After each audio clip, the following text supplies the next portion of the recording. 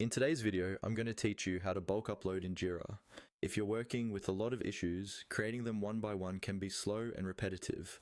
Bulk upload lets you prepare everything in a spreadsheet, then bring it all into Jira in one go. I'll walk you through exactly where to click and what to expect on screen so you can follow along easily.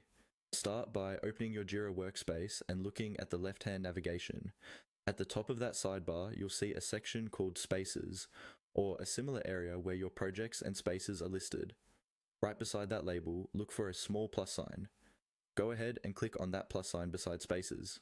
This is where Jira gives you options to bring new information into your site. A panel or menu will open. Scroll down through the options until you find the one labeled Import Data. Don't rush this part. If you have a lot of options, it might be a little further down the list. Once you see Import Data, click on it. This tells Jira that you want to bring in information from an external file rather than creating everything manually. On the Import Data screen, Jira will show you different sources you can import from. For bulk uploads from a spreadsheet, we'll be using a CSV file. Look for the option labeled CSV and click on that.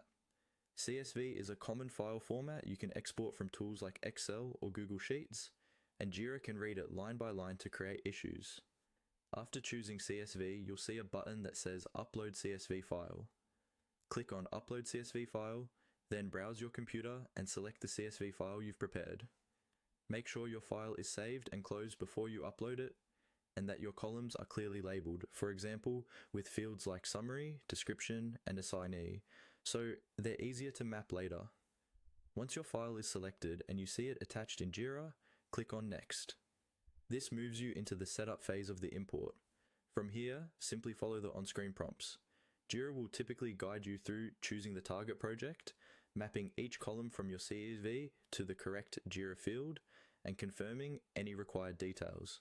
Take your time to check that fields like issue type, summary, and any custom fields are mapped correctly before you continue.